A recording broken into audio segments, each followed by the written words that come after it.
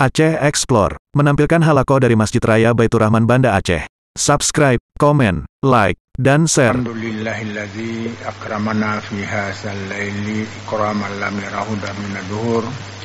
Wassalatu wassalamu ala sayyidina Muhammadin wa ala alihi wa ashabihi wa kulli sabarin syakur. Wa ayyuhal hadirun wal hadirat, isbiru wa rabitu wa taqullaha la'allakum tuflihun. Jamaah salat maghrib yang dirahmati Allah, dan sebentar lagi kita juga akan melakukan salat berjamaah pada waktu Isya.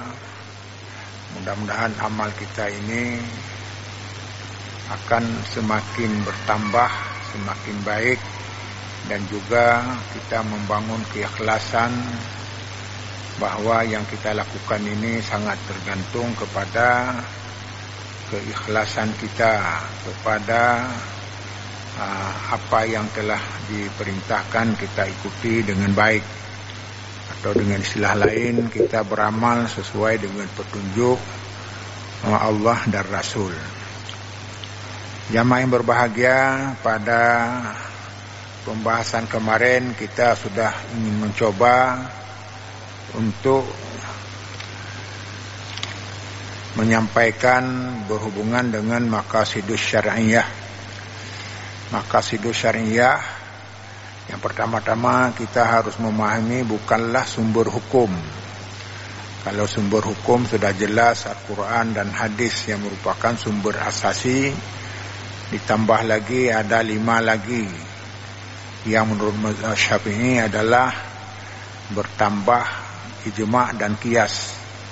Sementara Malik menambahkan satu lagi, yaitu maslahah mursalah dan qaulu ashabi, fi'lu ahli Madinah, dan seterusnya. Karenanya dalam kesempatan ini, untuk apa kita pelajari yang tidak dicantumkan dalam nas? Jamaah yang berbahagia, lahir maqasidus syar'iyah ini adalah ditetapkan oleh para ulama. Di antaranya adalah mazhab Syafi'i. Dan mazhab Syafi'i justru beliau menambah ilmu baru. Yang ilmu baru untuk memudahkan kita memahami agama ini, terutama bidang syariat, yaitu dengan usul fiqh. Maka beliau menyusun usul fiqh yang sampai sekarang masih digunakan di dunia Islam. Bahkan ini sangat berfaedah kepada penguasa, kepada para hakim, karena usul fiqh ini adalah rumusan hukum, kaidah-kaidah hukum. Kaidah-kaidah ini bisa kita melahirkan berbagai hukum baru, yang hukum baru itu belum jelas di dalam nas, belum jelas dalam Al-Quran dan hadis. Maka dengan demikian, apakah dengan ini berarti syariat tidak sempurna? Kemarin sudah dibayangkan, sudah disampaikan, syariat sudah sempurna, tapi ada yang sudah dijelaskan semuanya, ada yang dijelaskan prinsip-prinsipnya. Maka hal-hal yang belum dijelaskan inilah yang dikaji oleh para mujtahid, oleh para imam dan sebagainya.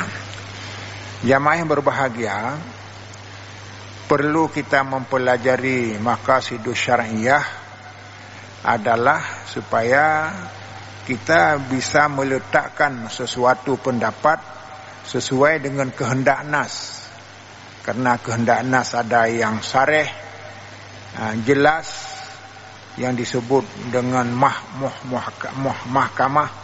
muhakamatun, yaitu sesuai yang menurut, yang pasti menurut hukum, yang tidak bisa diputar di tafsir macam-macam. Dan yang kedua mutasyabihat, yaitu yang masih menerima, masih abu-abu kalau istilah sekarang, atau masih belum konkret arahnya. Maka oleh para mujtahid membagi hukum ada 2, ada yang qat'i, ada yang dhanni. Sesuatu yang pasti, yang tidak ada berbeda pendapat lagi disebut qat'i. Sedangkan yang berbeda pendapat, terutama masalah-masalah yang dibahas oleh para mujtahid, semuanya dhanni. Apa arti dhanni? Berat sangka ke sana.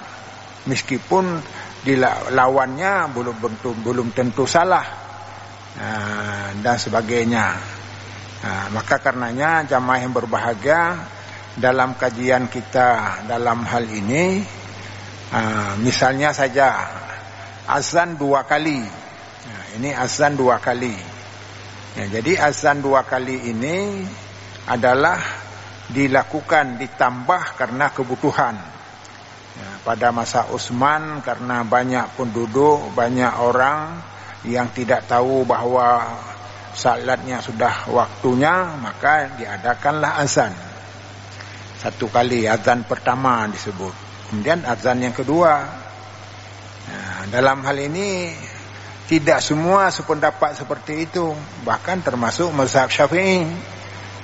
Mazhab Syafi'i sekali azan. Ini kalau saya katakan sekali azan, memang tercengang juga. Kok sekali azan, ini semuanya sudah merata 2 kali azan, kenapa sekali? Ini kita tidak mempersoalkan mana yang benar. Hanya saja Syafi'i menyatakan, ya pernah dibuat oleh penguasa, tapi saya cenderung apa yang saya lihat pada Nabi. Tentu saja ungkapan saya ini masih berapa penafsiran. Penafsiran berapa menurut bacaan. Maka wajarlah kita membaca kembali bagaimana yang sebenarnya. Dengan demikian, itulah makna salah satu maqasidus syariah. Syariat ini tidak kaku.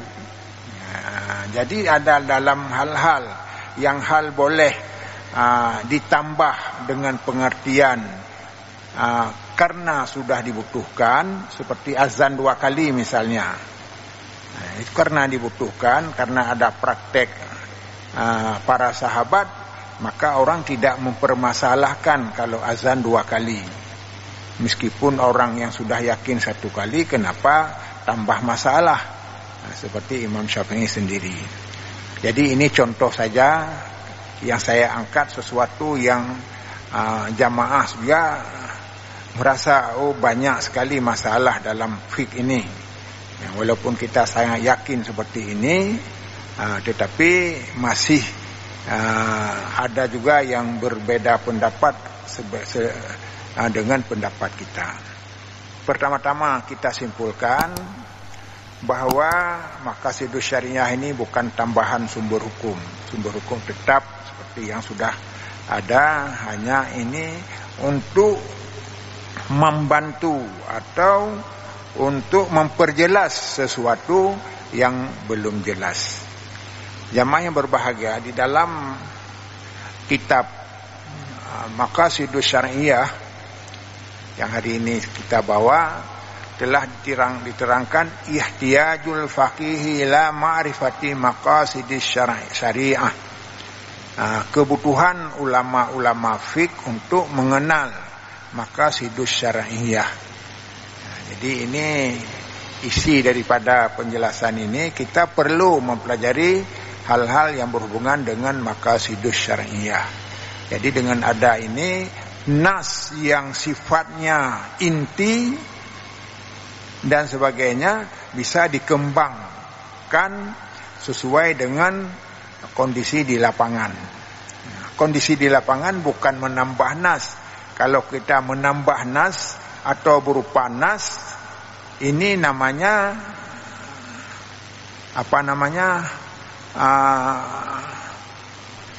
sunnah.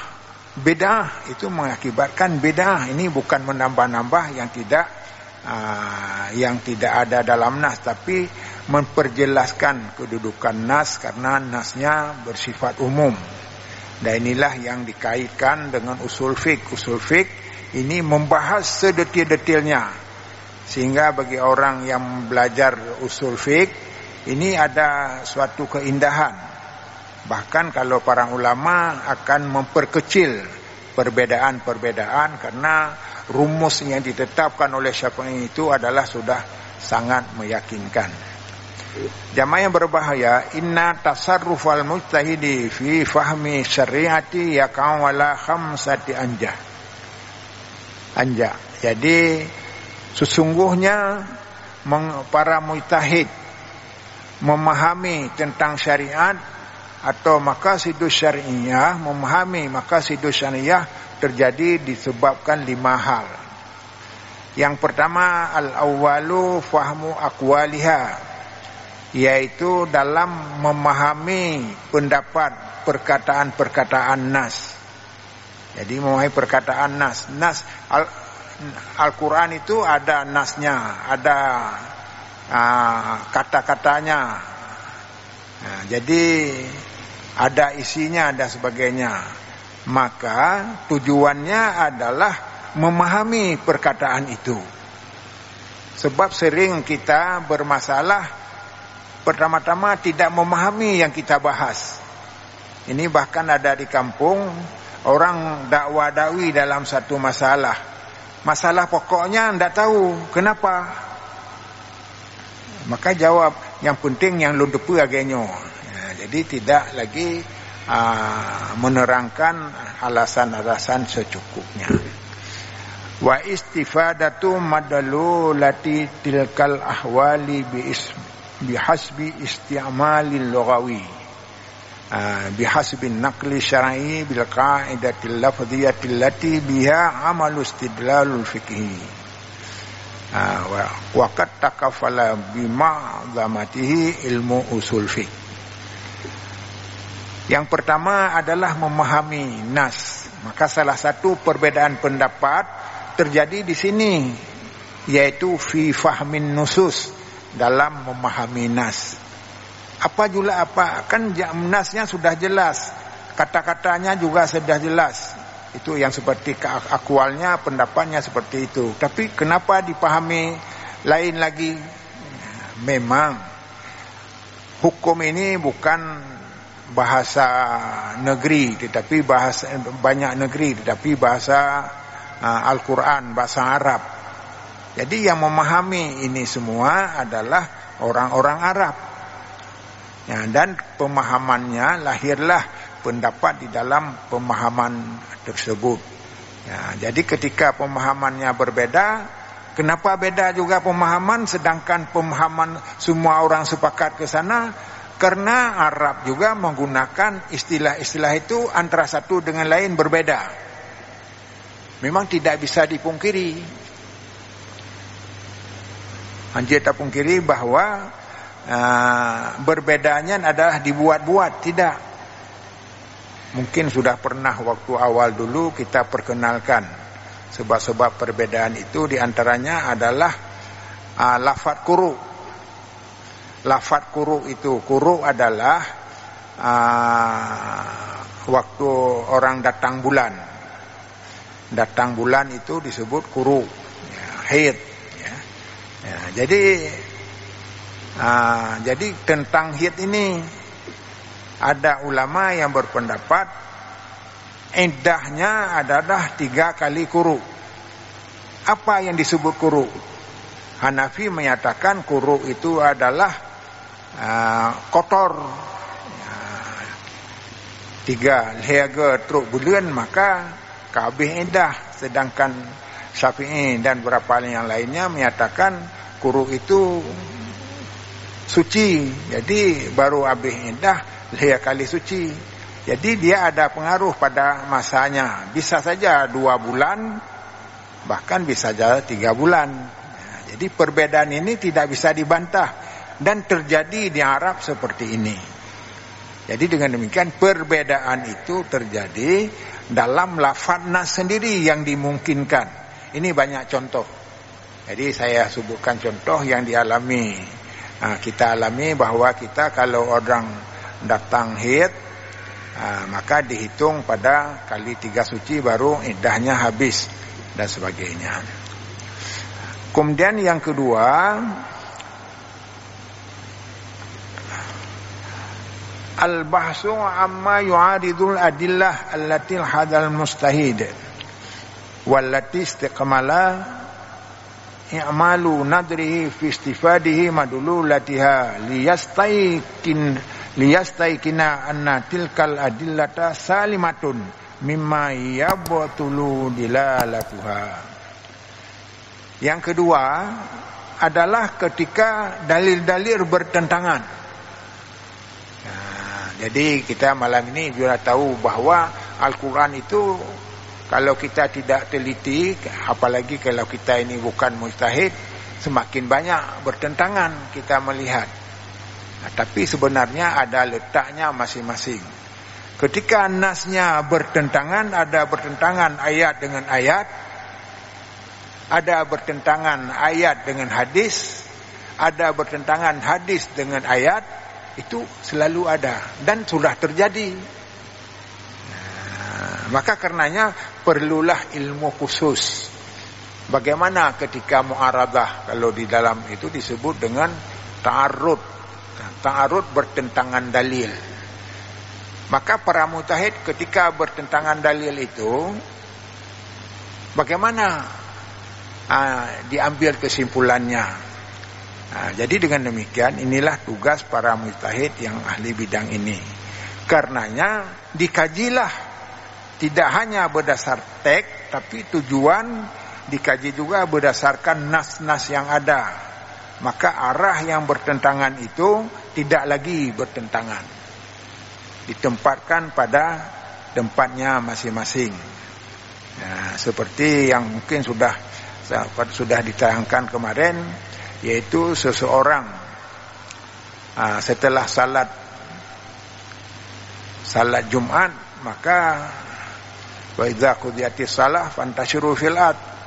Ketika selesai salat kita diperintahkan untuk berhamburan keluar. Fantashiru, berangkatlah. Nah, jadi kalau kita menyatakan kenapa tidak berzikirlah sebentar? Nah, jadi karena ayatnya seperti ini. Tapi ada ayat lain, yang lain bahwa kita diperintah untuk berzikir setelah salat. Maka dengan ayat kedua-duanya paradok. Ketika paradok bagaimana? Dihamallah. Nah, dihamal, kalau bahasa kita hamal apa? Menempatkan itu pada tempatnya. Nah, menempatkan itu pada tempatnya.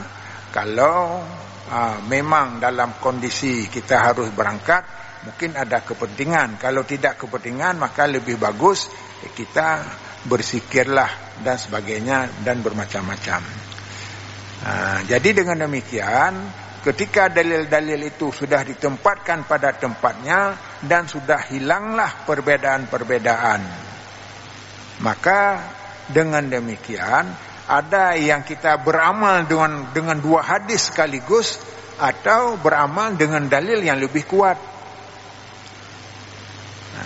Bahkan kalau mazhab Hanafi, dalil yang lebih kuat sama dengan Al-Quran.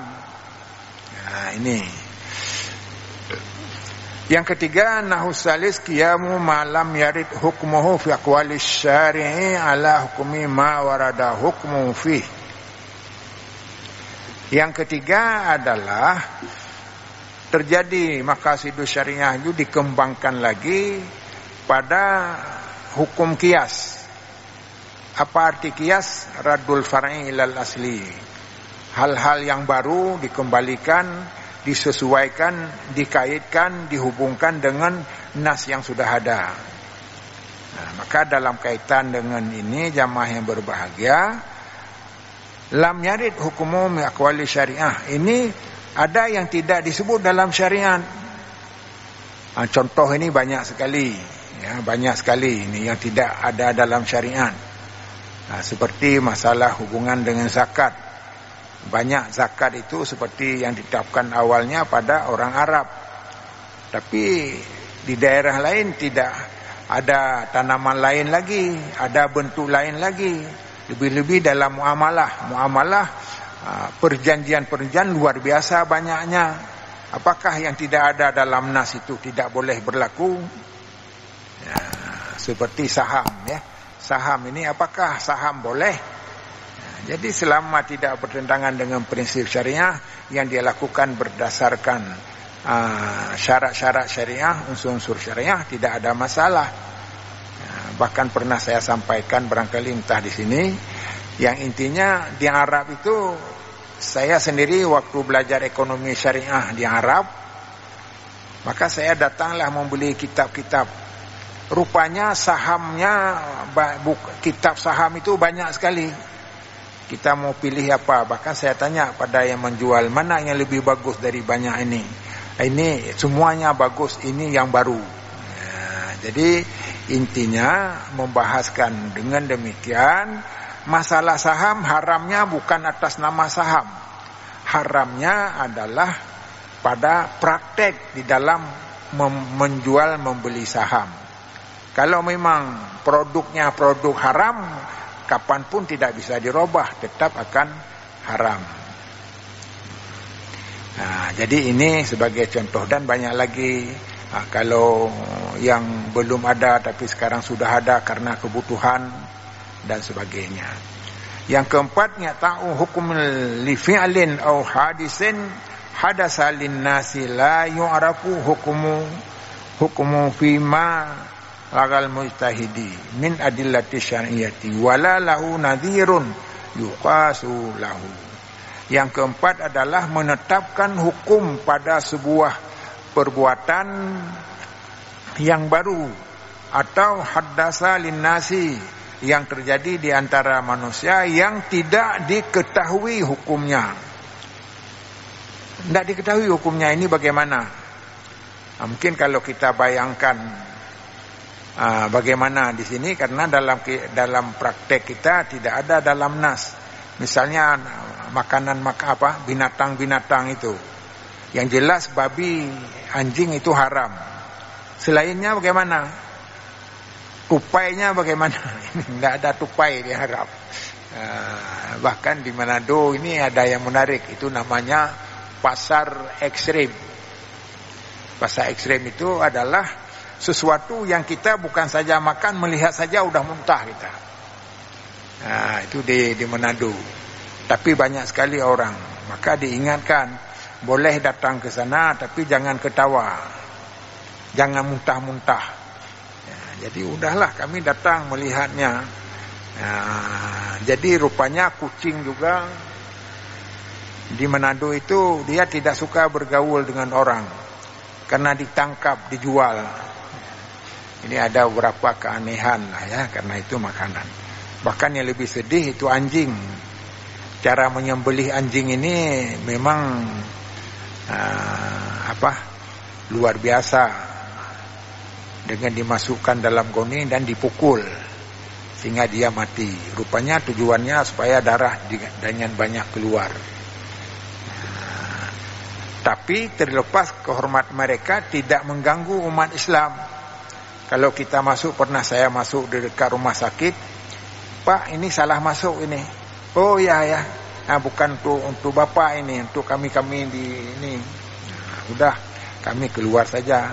Tapi ada juga orang yang sudah masuk, maka muntahlah dia. Sampai bukan saja yang dimakan itu, yang lain-lain juga keluar. Memang ada kalau orang tidak biasa dalam hal ini. Jadi ini banyak sekali hal-hal yang tidak ada dalam nas. Tikus di sana besar-besar sekali. Jadi mungkin dipelihara karena laku. Ular, biawak, ini adalah makanan di sana. Tapi yang makan adalah orang yang bukan muslim.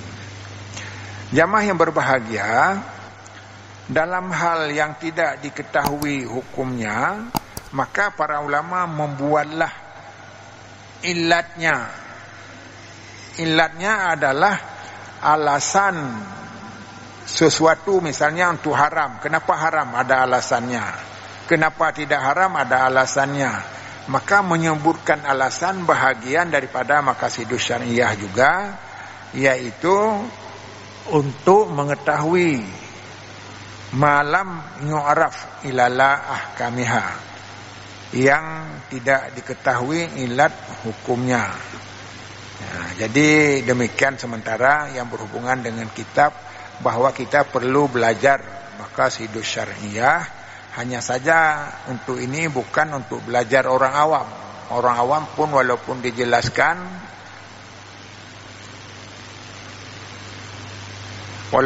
dijelaskan tapi tidak tahu juga. Ya. Jamaah yang berbahagia, dalam kesempatan ini barangkali kita patut juga mengangkat salah satu yang sudah dikemukakan kemarin, hanya tentang beberapa prinsip dasar atau beberapa poin utama dalam masalah maqasidus syariah ini adalah hifdzuddin. Hifdzuddin adalah memelihara agama. Jadi Bapak jangan besar suara ya dulu. Ya. Nanti mengganggu.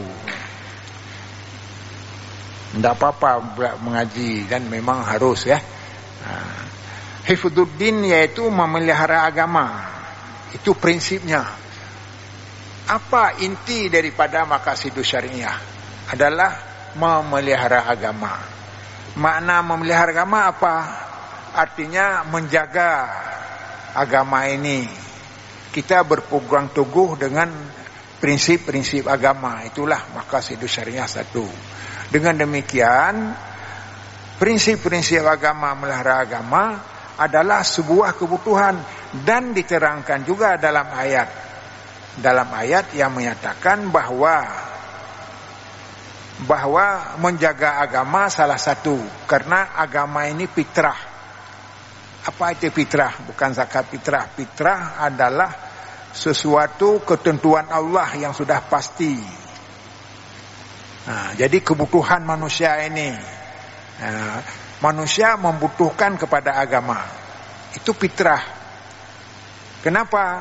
Karena tanpa agama manusia ini akan rusak, akan hancur. Karena apa? Karena tidak ada aturan. Dan aturan kalau diserahkan pada manusia juga membuat aturannya menurut kepentingan. Seperti masa jahiliyah. Jadi yang aneh-aneh tapi sudah diterima, akhirnya jadi budaya jahiliyah. Maka karenanya jamaah yang berbahagia, agama fitrah ini sesuai dengan ketentuan Allah. Ini diperintahkan kepada kita untuk mengamalkannya. Di dalam ayat disebutkan, wa aqim wajhaka lid-din hanifa fitratallahi allati fataran nas 'alaiha la tabdila li khalqillah dzalika ad-dinul qayyim walakinna aksaran nasi la ya'lamun. Hadaplah wajahmu kepada agama yang hanif, itu agama Islam. Fitratullah, karena agama Islam ini adalah ketentuan-ketentuan Allah yang dimana manusia terikat dengan ketentuan itu. La tabdila li khalqillah, tidak ada pergantian terhadap ciptaan Allah. Itulah agama yang lurus, tetapi manusia banyak yang tidak tahu. Maka ada perintah kepada kita untuk menjaga agama. Makna menjaga agama bukan menempel spanduk. Kita menjaga agama, tapi menjaga agama ini adalah kita tidak mau menyimpang dengan agama. Kalau ada orang mengganggu agama kita, itu harus dibela. Lebih-lebih dengan kanun Aceh ini, tidak boleh ada hal-hal yang mengganggu prinsip-prinsip syariat.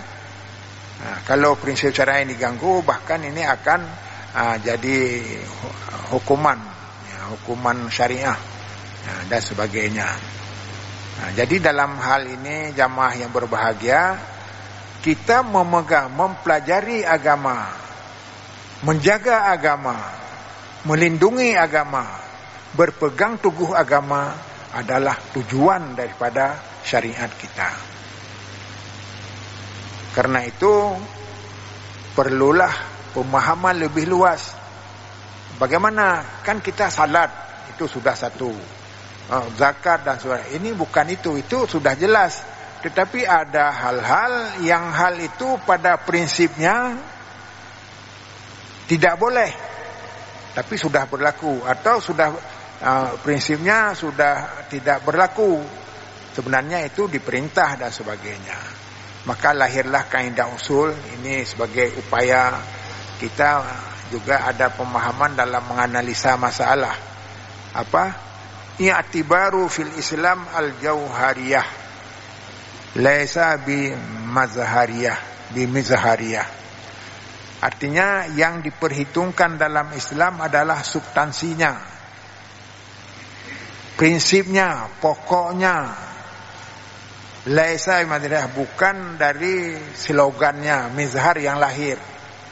Nah, yang lahir. Nah, jadi misalnya kita menyatakan, oh saya orang Islam yang fanatik, itu tidak didengar itu menurut kaidah usul. Tapi dilihatnya fanatik, dilihatnya serius ketika membela agama ini baru. Nah, jadi dengan demikian pada kesempatan lebih zaman-zaman sekarang ini banyak orang berpendapat tentang Islam yang kadang-kadang pendapatnya yang memberi pendapat sendiri barangkali tidak yakin.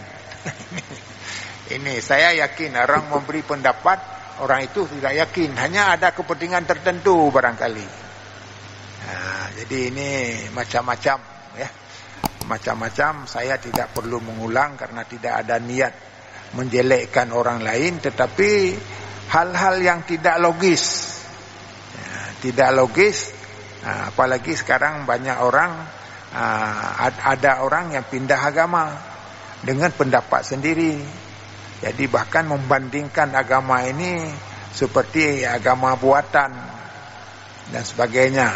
Jadi inilah sebenarnya dalam Islam harus dilihat niat seseorang itu apa, tujuannya melakukan sesuatu apa. Laisal imanu bitamanni walakin ma kadua sadaqul amal. Artinya tidaklah iman itu dengan seremoni ya, tetapi iman itu adalah laisal imanu walakin nau maqara, yang ada di hati dan dibuktikan dalam amal. Contoh orang yakin beragama tapi tidak salat. Ini sudah dijelas dalam Al-Quran. Man taraka salata la hadza fil Islam. Orang yang tidak salat itu tidak ada bahagian dalam Islam. Bahkan ada orang sekarang mengurangi waktu salat, hanya 3. Tidak ada waktu, tidak diatur dalam Al-Quran waktu salat. Nah, sementara dalam agama kita Al-Quran itu prinsip yang mengembangkan adalah ada hadis Nabi. Hadis Nabi telah menerangkan lebih jauh. Meskipun dalam ayat juga sudah ada secara umum. Nah, jamaah yang berbahagia, maka dengan kita mempelajari maqasidus syariah, kita tidak akan ternoda, tidak ada terkecuh dengan sesuatu yang sesuatu itu bertentangan dengan prinsip-prinsip syariat.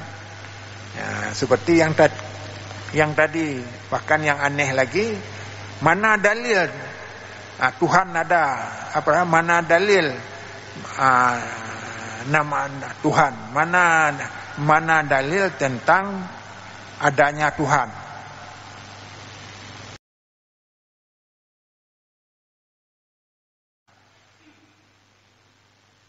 Dan menyatakan bahawa SMP pegah BSD dan pakal leganyan menan pendapat. Kata-kata la ilaha illallah saja sudah terjawab. Tiada Tuhan kecuali Allah. Berapa banyak dalam ayat-ayat. Maka ketika ada pendapat-pendapat seperti ini, yaitu bertentangan dengan substansinya. Karena kita sudah meyakini bahwa wujud, kidam, baka, mukhalafun ini sudah dihafal oleh rakyat. Jadi sehingga kita tidak tahu tujuan apa diungkapkannya. Kalau diungkapkan oleh orang yang tidak ada ilmu mungkin bisa dimengerti karena untuk meminta penjelasan. Tapi kalau dikatakan oleh orang yang ahli, maka disebut ini tujuan apa. Maka orang sering bertanya. Maka inilah disebut dalam ini ibarat ini adalah dalam fikih siasah. Dalam fikih siasat seperti itu. Dalam fikih siasat seperti itu, siasah. Jadi fikih siasah bukan fikih politik, tetapi strategi. Jadi kita bisa mampu menilai sesuatu. Ini masih sudah dalam kaitan yang dibenarkan dan ada juga yang di luar. Jamaah yang berbahagia, karena itu dalam rangka mempelajari hikmatut tasyri' ini atau maqasidus syar'iyyah ini adalah perlu sekali keikhlasan. Jadi kalau kita tidak ikhlas, serba mungkin terjadi. Maka karenanya disebutlah di dalam peribahasa, fal ikhlasu huwa sabilul khalas. Fal ikhlasu huwa sabilul khalas. Artinya keikhlasan adalah jalan tuntas. Jadi kalau kita mengkaji apakah pendapatnya ikhlas, ini kalau bapak ibu membaca YouTube yang YouTube-nya menakjubkan, berarti yang berbicara itu tidak ikhlas, atau ada kepentingan lain. Jadi kalau saya tidak suka mengangkat nama-nama orang, karena bukan tugas kita di sini, hanya menyelamatkan pendapat-pendapat sesuai dengan petunjuk nas. Jadi sehingga jangan dengan pendapat kita bukan menambah aman, tetapi menambah masalahnya. Dan di dalam Al-Quran, dalam hadis Rasulullah sudah dinyatakan,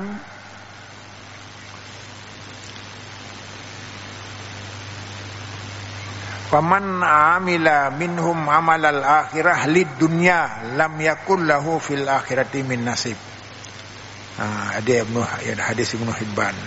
Barang siapa bekerja beramal sesuatu amal akhirat, penampilannya amal akhirat, tapi tujuannya di dunia. Saya tidak mampu menjelaskan apa saja orang bekerja akhirat tapi tujuan dunia. Yang seperti itu bagaimana? Lam yakulahu fil akhirati min nasib. Tidak dapat apa-apa di akhirat. Jadi walaupun banyak amal akhirat, tapi tidak dapat apa-apa. Karena apa? Karena substansi tadi, karena pokok masalah tadi, innamal a'malu binniyat wa innamal likulli imrin ma nawa. Dalam hadis yang lain, makana dunya himmuhu farraqallahu alaihi amrah wa ja'ala fikrahu baina ainai wa lam ya'tihi minad dunya illa kataballahu lahu illa ma kataballah. Wa man kana akhiratu niyyatuhu jama'allahu lahu amrahu wa ja'ala inahu fi qalbihi wa atadhu dunya raghibah. Artinya barang siapa niatnya untuk akhirat, kita beramal ini tidak hanya kepentingan dunia, tetapi juga yang lebih penting menjaga bahwa yang kita kerjakan adalah bahagian dari ibadat. Allah akan mengumpulkan, memberikan kepadanya semua urusannya. Waja'ala ainahu, dan dibantukan, dijadikan ainahu, matanya, fi qalbih. Waja'ala ghinahu, nah ada titik ya. Waja'ala ghinahu, dijadikan kemudahan kepada dalam hatinya. Wa atadhu dunya raghibah, dan dunia ini akan datang menjumpainya.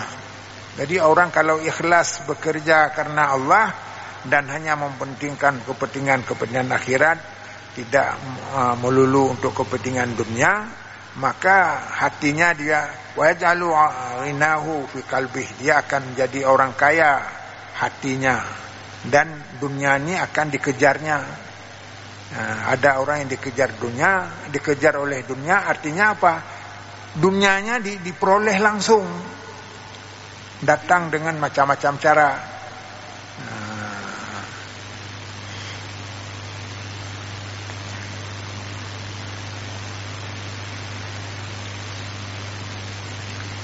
Ini telah ditulis tidak jelas lega ya. Nah, jadi baiklah para jamaah sekalian, dalam pembahasan kita maqasidus syariah ini penting. Kenapa ini dianggap yang pertama? Ini ada 5 lagi yang berhubungan dengan ini. Jadi yang pertama adalah kita memelihara agama. Memelihara agama adalah kita menjunjung tinggi nilai-nilai agama. Yang kedua, kita menghindari tidak ada yang mengganggu bidang agama. Dan yang ketiga, kita harus berkorban kalau ada orang yang melecehkan agama. Berkorban bukan berkelahi, berarti harus berjuang membela kepentingan agama. Dan kalau kita perkembangan sekarang ini juga harus hati-hati. Saya sudah melihat sesuatu sekarang orang tidak lagi berpikir sehat. Yang penting ada ribut. Saya baca ada ribut. Jadi ulama ini beradu dengan ulama bukan di tempat kita. Di pusat juga demikian, di Pulau Jawa lebih gawat lagi. Kalau melihat ceramah-ceramahnya yang intinya bahwa kita lebih seperti sudah kalau diadu tidak mungkinlah orang seperti bodoh seperti ini. Tapi kita sudah terpengaruh dengan cara-cara yang cara itu tidak sehat. Sehingga umat Islam sekarang lebih banyak ribut. Bahkan kalau menurut pendapat saya, ini sekarang sudah dijebak. Sesuatu yang berbeda dengan tradisi itu dianggap ekstrim. Bahkan yang lebih lagi ini saya tidak tahu juga istilah kekerasan, sistem kekerasan. Bahkan ada yang sudah sifatnya kekerasan itu aliran udah tua, lupa saya ini. Kalau ISIS tidak ada mungkin karena itu Irak ya. Jadi artinya sesuatu yang kita sendiri, saya membaca sekarang teroris.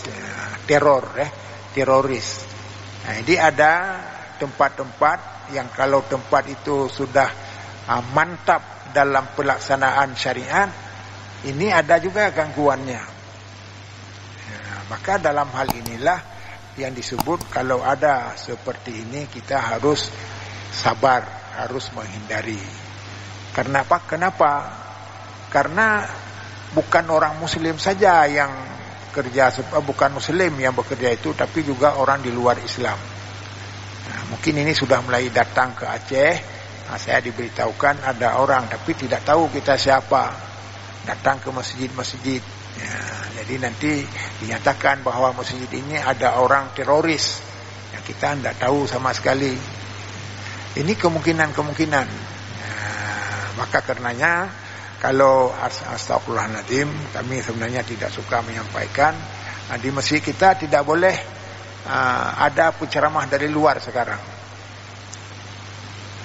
Jadi kenapa? Kalau ada yang di luar nanti apa yang ngomongnya itu yang dipersalahkan masjid.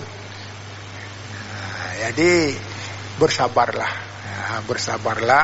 mudah-mudahan semuanya akan berakhir. Lebih-lebih kalau di Aceh umumnya pemimpin-pemimpin di Aceh, para ulama, terutama ulama dari daerah yang peka terhadap hal ini tentu harus memperhatikan hal-hal yang merugikan agama kita, masyarakat kita. Wabillahi taufiq wal hidayah. Wassalamualaikum warahmatullahi wabarakatuh.